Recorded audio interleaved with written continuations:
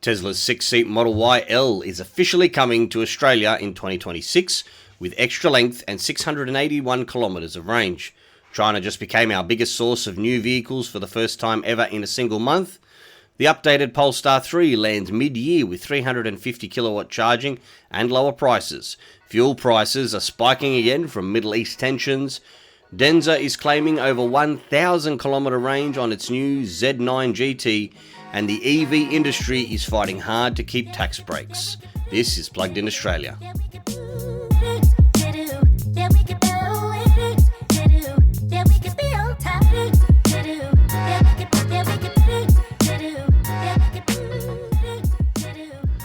G'day everyone, and thanks for joining us on Plugged in Australia, the podcast that keeps you up to speed on electric vehicles without too much of the hype or the spin. I'm your host Jamie, and on today's episode we've got major model confirmations, record import shifts, premium EV upgrades, fleet sustainability plans, fuel price shocks from global events, new range claims, tax break campaigns and future teasers, and a little bit more. Let's get into it.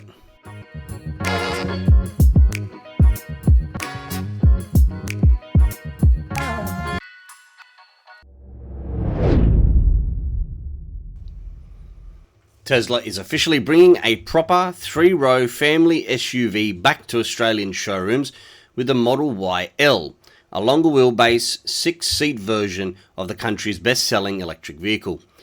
The Model Y L stretches to just under 5 metres in length, 4.969 overall. That's 177 millimetres longer than the standard Model Y, on a 3,040mm wheelbase. It's 150mm longer, putting it in the same footprint as the Toyota Kluger 7-seater for genuine interior space and versatility. Now, the seating layout is strictly 2 plus 2 plus 2, with second-row captain's chairs that include heating, ventilation, power adjustment for both the seats and the armrests, plus heated third-row seats. Front seats gain single-piece backrests for better long-distance support. It runs an approximately 82 kilowatt-hour NMC, so that's nickel, manganese, cobalt battery pack, and claims 681 kilometres of WLTP range, which is an improvement over the regular Model Y long range's all-wheel drive 629 kilometre on the 19-inch wheels. This is achieved through improved aerodynamics despite the extra size and weight. Powertrain is dual motor only, all-wheel drive. Additional features include an upgraded 18-speaker audio system and continuously variable shock absorbers for a more refined ride. Tesla Australia confirmed the Model Y L is coming to Australia and New Zealand in 2026, with government approval already secured. Showroom arrivals are expected in the next 3 months from early March 2026, potentially as early as June. Australia and New Zealand are among the very first export markets outside of China, with Europe following later. Pricing is yet to be announced, but it will sit at a premium over the current long-range all-wheel drive, which is starting at 68,900 plus on roads. If it undercuts the Volkswagen ID Buzz long wheelbase at 80,990 plus on roads, it would become the most affordable new electric vehicle with more than 5 seats on the Australian market. For families who have been waiting for a practical electric 3-row option since the Model X left the lineup 6 years ago, this model will directly address that gap. It combines the Model Y's proven sales success with the extra space and comfort needed for growing households or occasional 7-seat passenger duties, without stepping up to a much larger or more expensive full-size electric SUV. Think Kia EV9. The confirmation also shows Tesla responding to right-hand drive market demand for family-focused EVs rather than waiting for a full next-generation redesign. February 2026 VFACTS data delivered a historic milestone. China supplied 22,362 new vehicles, narrowly overtaking Japan's 21,671 units and becoming Australia's top origin country in a single month for the first time in 28 years. Thailand followed in third with 19,493 units, and South Korea fourth at 11,913. Total new car sales reached 90,712, which is down 4.5% year on year, with passenger cars, SUVs and commercials all softer. However, electric vehicles surged to a record 11.8% market share with 11,194 registrations, up 95.9% on the same month last year. Year to date through February, combined Tesla and Polestar sales are up 61% compared with the start of 2025. Individual top sellers included the Ford Ranger, Toyota Hilux, Chery Tiggo 4 Pro and Mazda CX-5, but the import origin shift highlights the rapid rise of Chinese brands since 2020. 9 of the 10 newest entrants to the Australian market are manufactured in China. This is not simply about volume. It reflects aggressive pricing, feature-packed vehicles, and the fast model refreshes that are driving genuine competition and choice, particularly in the EV segment where growth is strongest. The change demonstrates how open access to China's manufacturing is reshaping Australia's new car landscape and accelerating the shift to electrification for everyday drivers. Polestar's flagship electric SUV receives a substantial mid-cycle refresh for 2026. Open for orders now with Australian deliveries starting in July. The standout technical upgrade is the switch to an 800-volt electrical architecture that lifts DC fast charging to 350 kilowatt on dual motor models. That's up from 250 kilowatt, reducing 10 to 80% times by 25% to just 22 minutes. Every variant gains a new 250 kilowatt, 480 newton meter rear motor, automatic front motor disconnect in all-wheel drive models for improved efficiency during cruising, and a significantly more powerful NVIDIA Drive AGX Orin processor running at 254 trillion operations per second. Just a couple. More than 8 times the previous unit. That's for much quicker processing of safety systems, battery management, and sensor data. Existing owners can have the new processor fitted free of charge. That's pretty good. Battery and range vary by variant.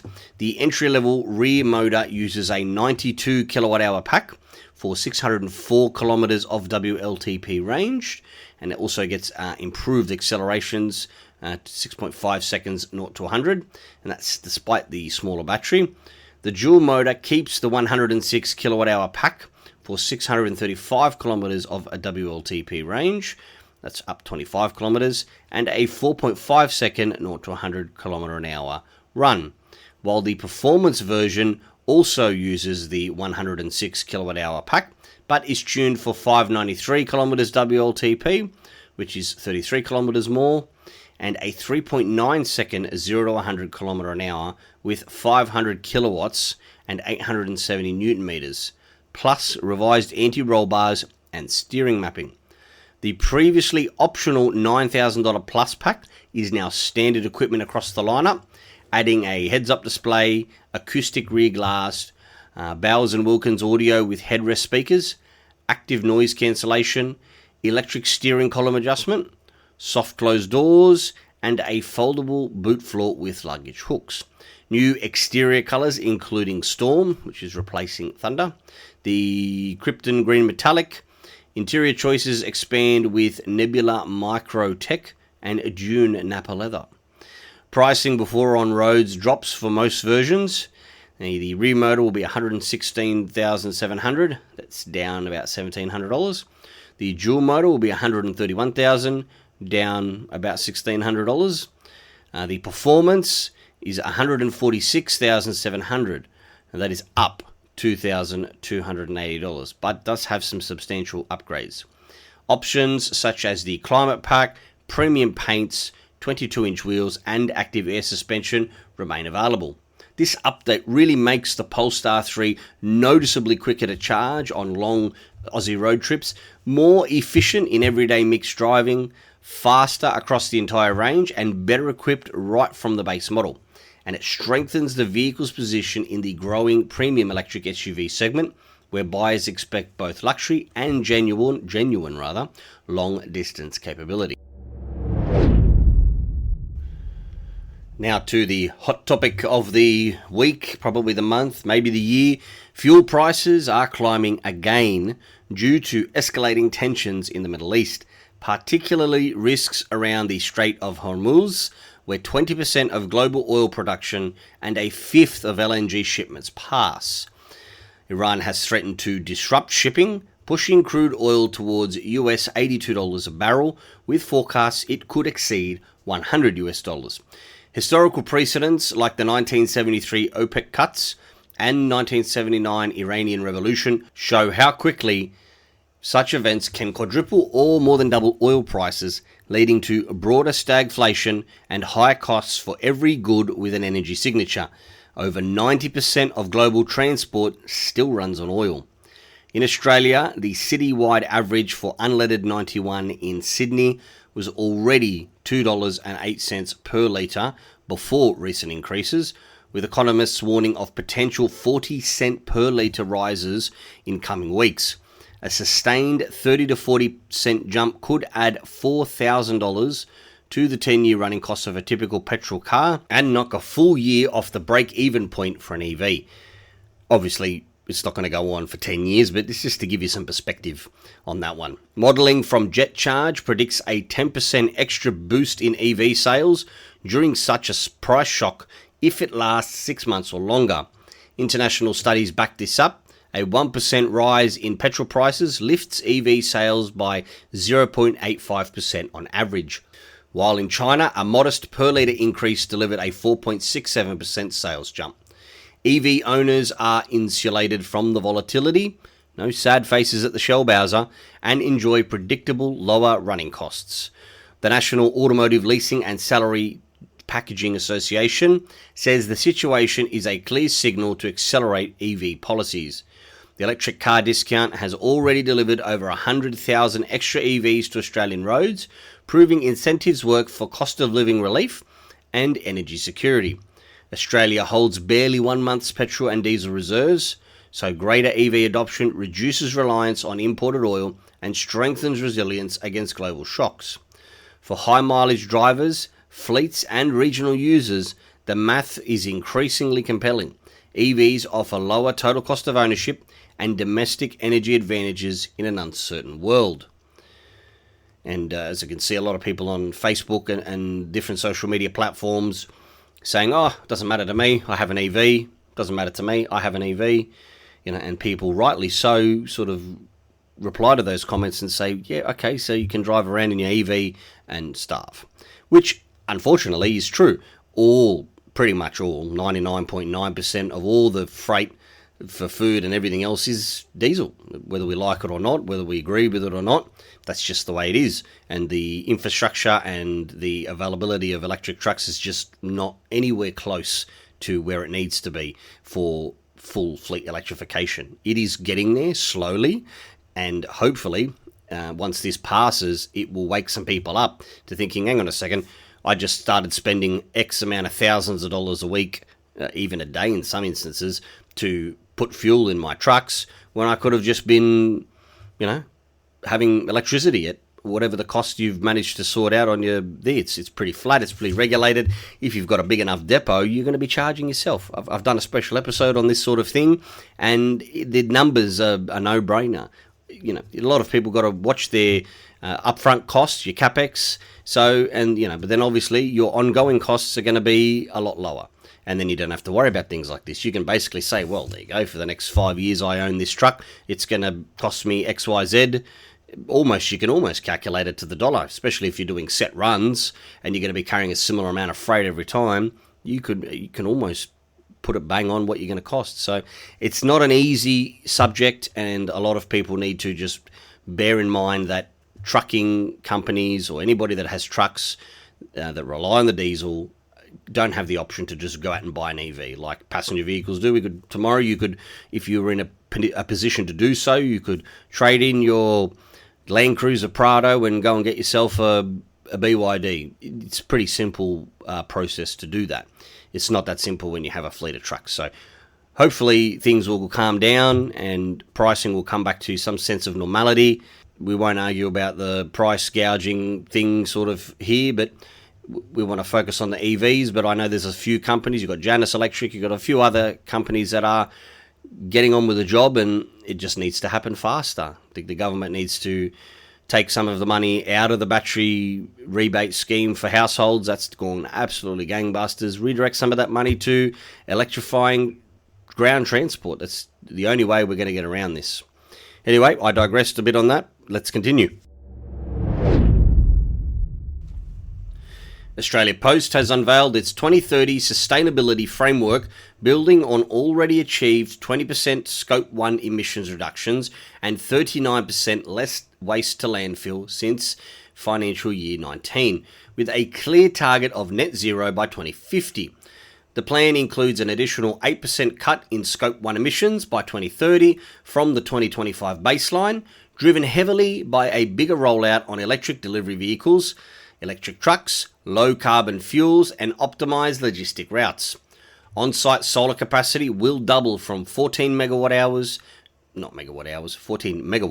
to 30 megawatts. 100% renewable matched electricity continues, and Scope 3 emissions are held steady despite strong parcel growth through close supplier collaboration on transport decarbonisation. Transport remains the largest single contributor to the footprint, making electrification central to the strategy.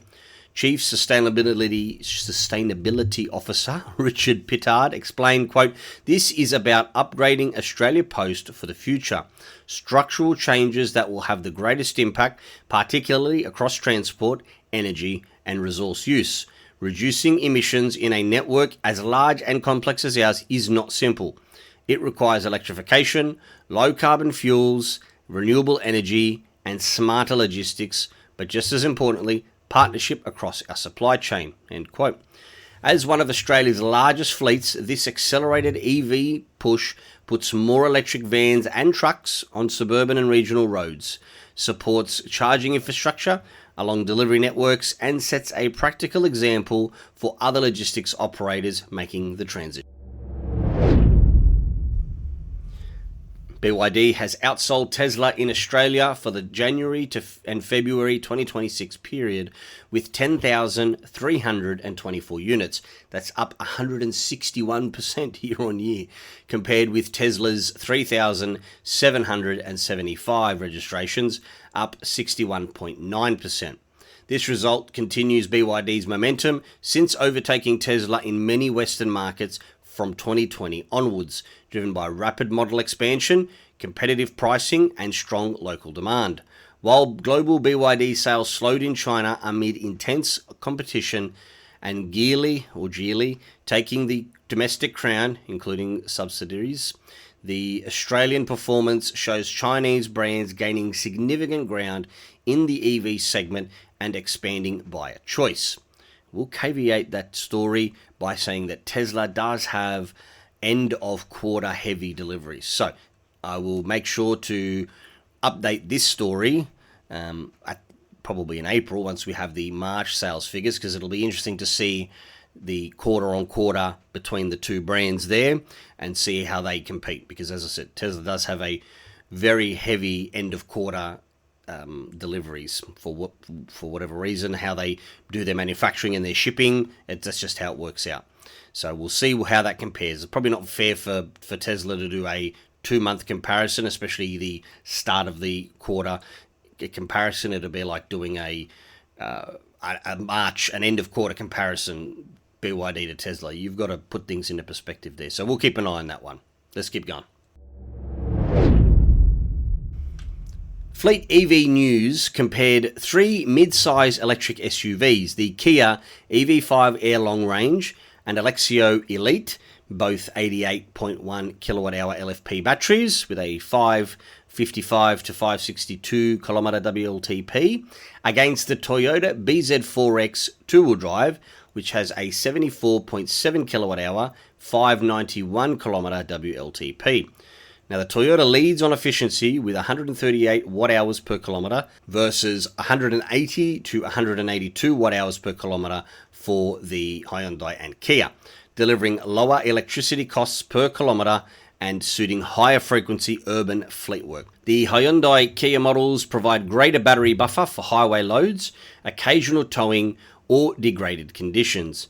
DC fast charging, so 10 to 80%, takes around 38 minutes at 150 kilowatt for the Hyundai Kias and 45 minutes for the Toyota. AC full charge is quickest on the Toyota, about 7 hours on 11 kilowatt.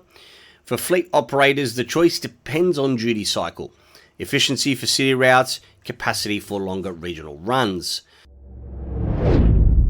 Deepal Australia has paused sales and deliveries of the current model year E07 Multitruck to complete additional compliance work. Now, the company stresses the issue is not safety related, so all 258 already delivered vehicles can continue to be driven normally. The pause is believed to relate to child seat anchor point specifications. Brochure has been updated from 3 top tether points to 2 top tether points plus 2 ISOFIX. Affected customers have been contacted directly. Once the updates are cleared through regulators, sales will resume.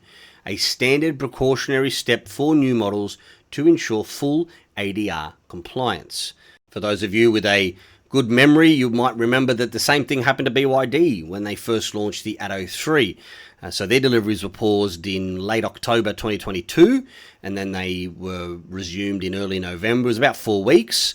But they had the ISOFIX in the front passenger seat, which isn't allowed under Australian design rules, so ADR 34 for passenger cars. Kids aren't permitted to travel in the front seat in most respects, especially rearward facing ones. So they had to bring back any of the vehicles that had already been delivered, which wasn't very many, and then fix the ones that had been imported. Obviously, they've made the changes at the factory for future ones. But then they went on to get their 5-star safety rating, and the rest is history. Even until I saw this particular story, I'd forgotten all about that. So just goes to show, it can happen to anybody. It's good that they've been picked up and they'll get it sorted. Onward we go. Cupra has revealed the 2027 Born facelift with sharper C-shaped headlights, more aggressive front and rear bumpers, revised taillights, and new Timonfana grey paint. I would love to have the job of the person that comes up with the name of these colours. It's very out there, I'll give them that much. Wheel options grow to 19 or 20 inch. Inside, the biggest customer-friendly change is the return of physical steering wheel buttons and rollers. Hallelujah. Replacing capacitive pads, which are garbage. Illuminated climate sliders for 4 proper window switches, rear air vents, and higher grade materials throughout. It's like it's back to the future. We've tried these new things and we're like, you know what, let's just go back to physical switches. You're driving, you don't want to be fumbling, you don't want to have just 2 switches for your windows and you want to put the rear ones down, you got to press a button to make them it's just silly. Not necessary. That same goes for digital side mirrors. That's another story. The digital driver display grows to 10.25 inches, and the central touchscreens to 12.9 inches, with a revised interface and heads-up display.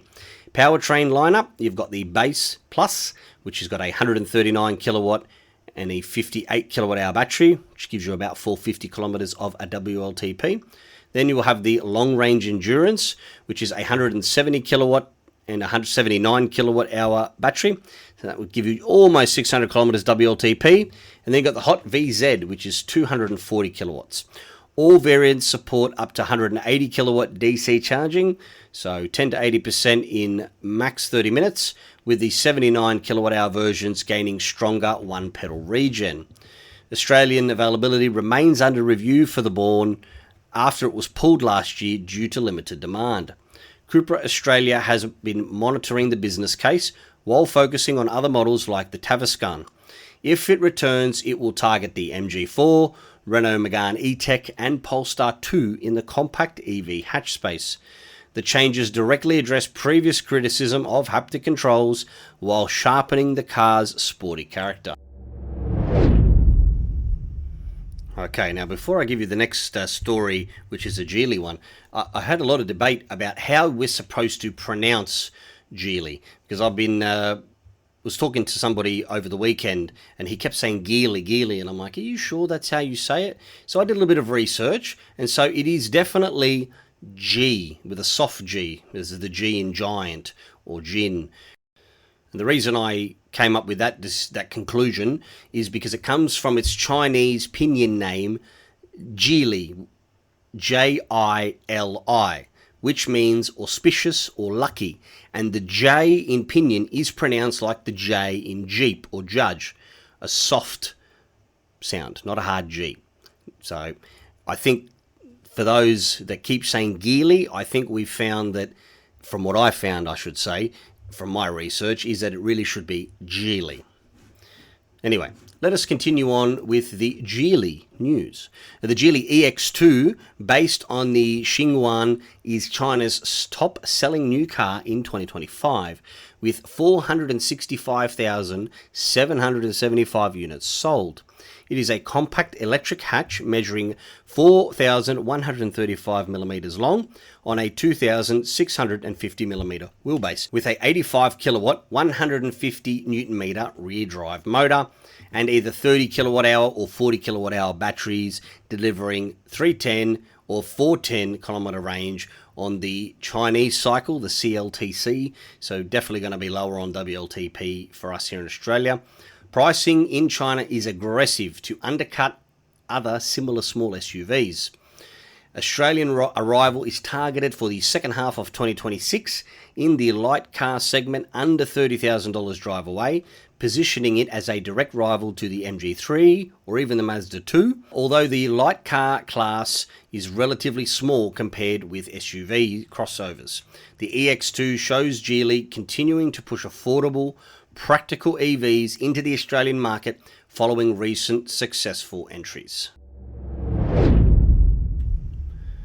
The EV industry is mobilising against any potential windback of the federal electric car discount, the FPT exemption for novated leases on vehicles under $91,387 to be exact.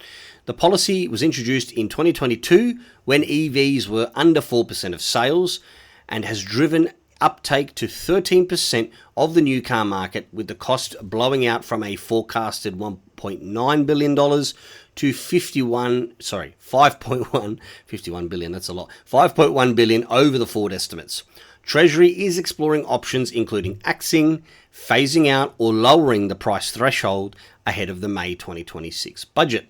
The National Automotive Leasing and Salary Packaging Association has launched a public campaign with advertisements stating Labor says it wants more Aussies driving EVs and cares about cost of living for suburban families, so why not keep the policy that delivers both? Polestar Australia MD Scott Maynard warned, quote, backtracking on measures encouraging EV uptake undermines the goals and would betray the government's own commitments, end quote. The industry argues the discount saves workers on long commutes, they save them money, supports the 50% new EV sales target by 2035, and delivers better value than generous ute tax perks for private use dual cabs. With China now Australia's top vehicle source, maintaining incentives is seen as essential to keep momentum. I think that there's definitely going to be have to be some sort of middle ground there, because I know the government needs to save money somewhere. It's got to pull from everywhere. So I think reducing the threshold is probably a very good option there, because there are plenty of much better, much cheaper options available far under that $91,000 price cap. That wasn't the case back in 2022, but it is now, as I've been reporting on plenty of these different vehicles. So reducing that would be very good middle ground, I would say. Let's keep going. Renault CEO Luca De Meo has publicly stated that range extenders, so your EREVs, should be the future of electric vehicles in Europe rather than short-range plug-in hybrids. He described current short-range PHEVs as kind of fake PHEV because the autonomy is too small and customers are not convinced to charge. Renault wants to protect its heavy investment in electric platforms by adding a small onboard petrol generator that acts purely as a range extender, giving drivers the confidence of a full tank while still driving on electric power most of the time. The company is collaborating with Geely on a compact 1.5 litre engine that could form the basis of future hybrid and e-rev models. Provost also criticised the 2035 100% BEV mandate as making no sense without bridging solutions. While the comments are European focused, they are highly relevant to Australia, where our long distances, regional driving and current charging infrastructure gaps create similar range anxiety concerns. E-revs like the already available ROX Adamas and potential future models from Leapmotor or others could fill exactly the gap DeMeo is describing, offering silent electric running for daily use with a safety net for outback or interstate trips. So definitely those that are out bush, e-revs make 100% sense because you're big area, small amount of vehicles, big area. You're not going to put in the charging infrastructure like you are in the suburbs or in the city. So for those situations, I would agree with you on that one.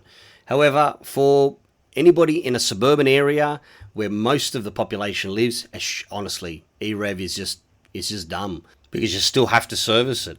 Oil filters, fuel filters, all of the stuff that come along with a combustion engine. Not to mention the fact that you putting fuel in the tank that isn't going to last forever. Petrol will go stale after sort of 3 months. There's plenty of stories about the e-revs, the BMW i3 that was finished in 2022, where people would use it day to day, going to work, pure electric. And then once a year, twice a year, you know what, I'm going to go away. I'm going to drive fur, I'm going to drive interstate or whatever you're going to do. And so they say, perfect. So they set off on their journey on electric. They're fully charged. They get part of the way through. Battery's low. Combustion engine goes to start up. Won't start. Why? Because the fuel's gone stale. So then you'll need to get it towed. Tow to somewhere that you can charge it up and keep using that, and then take it back to the dealer when you get a chance, and they go, yeah, your fuel's stale. You need to use it more often. Well, what's the point in that? At the moment, even now where charging infrastructure still leaves a lot to be desired, you can still drive Sydney to Brisbane or Sydney to Melbourne, and there's plenty of charging opportunities along the way. Unless you have a bladder of steel, you're going to need to stop. We did Sydney to Brisbane, Sydney to the Gold Coast, I should say, in our EV5, and no problem. Absolutely no problem. So you've just got to think logically about these things. E-revs are good, but only for people that live in the outback. If you don't live in Gundagai or Jugiong or, somewhere out bush, it's just not necessary, honestly. Anyway, I digress again. Let us continue. Denza has unveiled the Z9 GT luxury electric wagon, or the shooting brake, some people would like to call it, with an astounding claimed range of over 1,000 kilometres on the CLTC cycle, using the largest 122 kilowatt hour battery pack. So 820 kilometres on the 102 kilowatt hour version. Obviously, CLTC, not going to get 1,000 kilometres. Even if it was 1,000 kilometres, WLTP, you'd be hard-pressed to get that. So WLTP estimates are expected between the 700 and 800 kilometre bracket. So that's probably going to put you, depending on how you drive, between 600 and 700 kilometre real world, which is still fantastic. The model is built on BYD's advanced electric architecture and targets premium rivals such as the Porsche Taycan and Tesla Model S. Both rear-wheel drive and high-performance all-wheel drive versions are planned. Charging technology is class-leading, compatible with BYD's 1,500 kilowatt flash charging infrastructure. The battery can go from roughly 10% to 97% in about 9 minutes under ideal conditions. I don't even think you can go to the bathroom in under 9 minutes if you're at a servo or something like that. The Z9 GT is positioned as a grand tourer with luxury features and strong performance. Reports indicate the Denza brand is planning international expansion, with Australia among the markets being considered. If it arrives, it would give local buyers a genuine, long-range luxury EV option in the wagon body style that really suits Australian highway and touring use. Sticking with Denza, and they have released full Australian pricing and specifications for the 2026 D9 pure electric people mover, which is now available in showrooms. The front-wheel drive version is 85,990 plus on roads, and that's got a 230 kilowatt motor with 103.36 kilowatt hour LFP blade battery and a 520 kilometer WLTP range, 200 kilowatt DC charging, and 9.5 seconds 0 to 100.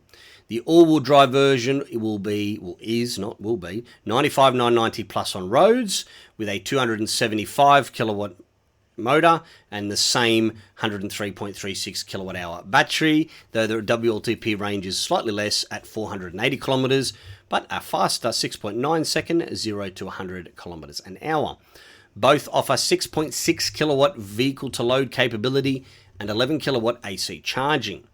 Standard equipment's pretty extensive. 15.6 inch touchscreen, 10.25 inch driver display, wireless Apple CarPlay and Android Auto, 14 speaker Dyne audio system, panoramic roof, power sliding doors, tri-zone climate control, leather upholstery, heated, ventilated and massaging seats, 360-degree camera, and a full suite of safety aids including your adaptive cruise, your AEB and your blind spot monitoring. The all-wheel drive adds DSUS-C intelligent damping, head-up display, digital rear-view mirror and Nappa leather. It is a proper 7-seater people mover with generous legroom in rows 2 and 3 and is positioned as a practical luxury family hauler for large households, for all those needing occasional long-range capability with the electric running costs. Volkswagen has released the first teaser image of the Golf Mark 9 in fully electric form, set to replace the ID3 on the new Scalable Systems platform, or they're calling the SSP, shared with the upcoming electric T-Roc. Design chief Andreas Mint says the electric Golf will stay true to the model's heritage, using the Mark 7 Golf as a benchmark for proportions and character while delivering a less stubby front end than the current ID3. A key interior promise is the return of proper physical buttons and controls in response to wide criticism of touch capacitive interfaces. Sounding like an echo in here. Australian timing is not expected before 2028. Combustion Mark 8.5 production moves to Mexico mid-2027. The electric Golf could be ID badged as a ID Golf and would give Volkswagen a more recognisable electric hatch in a market where the ID3 never arrived. It represents a return to the Golf nameplate for battery electric buyers and could be a strong contender in the compact EV segment if priced competitively. Sticking with Volkswagen, the ID7 GTX Performance variant features a noticeably more premium and driver-focused interior than earlier ID models. Key highlights include high-grade materials, a large central touchscreen with improved interface, digital instrument cluster, ambient lighting, comfortable sports seats with enhanced bolstering, a flat bottom steering wheel, and generous rear legroom with a practical boot. The cabin emphasizes quietness, high-quality finishes, and intuitive controls while maintaining that spacious feel of the ID7 platform. Although Australian timing and exact specs are still to be confirmed, the ID7 range is expected to reach Australia in the coming years as Volkswagen expands its electric lineup. The GTX interior shows the brand moving upmarket in the electric sedan and /wagon space, offering luxury level comfort and tech for buyers who want performance and refinement in a battery electric package. BYD has officially launched its second generation Blade battery alongside a new flash charging infrastructure strategy that could dramatically shorten charging stops.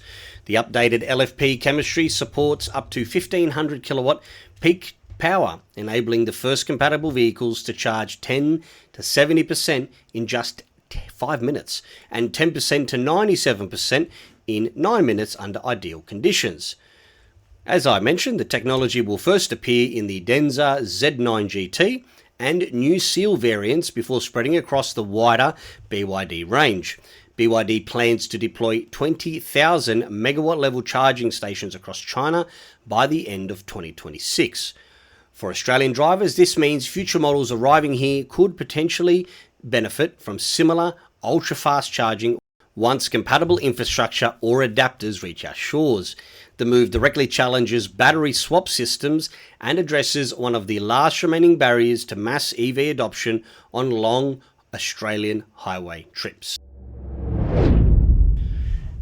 BYD has launched its new flagship electric SUV, the Great Tang, packing nearly 600 miles, which is 965 kilometres, of CLTC range in its top configuration, along with support for the 1.5 megawatt flash charging. The 3-row luxury family hauler sits above the C-Line 7 and Tang models and is positioned to take on premium rivals like the Mercedes EQS and BMW iX. Australian timing and exact WLTP figures are yet to be confirmed, but the combination of class-leading range and ultra-fast charging makes it a potential game-changer for larger families doing big interstate hauls or weekend getaways to the snow or coast. With BYD already dominating local sales charts, the Great Tang could further cement the brand's position in the premium family EV segment once it reaches our shores. Geely has released official images of its new Galaxy Battleship large plug-in hybrid SUV undergoing winter testing ahead of a global launch later this year. The boxy, upright design clearly draws inspiration from the Toyota Land Cruiser 300 series and Denza B5 and B8, complete with some rugged stance and high ground clearance. The plug-in hybrid powertrain is expected to deliver strong electric-only range alongside total system outputs suitable for serious off-road and highway touring. Given Geely's growing presence in Australia through brands like Zeekr and the existing EX5, the Battleship could arrive locally as a premium plug-in hybrid alternative to the Prado and Everest. It shows Chinese manufacturers continuing to push into the lucrative large SUV segment with electrified powertrains that suit Australian conditions. MG has sweetened the MG4 electric hatchback with additional price cuts across the range, plus a free home charger for buyers. The move makes the already pretty competitive small EV even more attractive for first-time buyers and families looking to downsize from petrol hatches. Combined with existing incentives and low running costs, the MG4 now undercuts many rivals while still offering competitive range and rapid charging.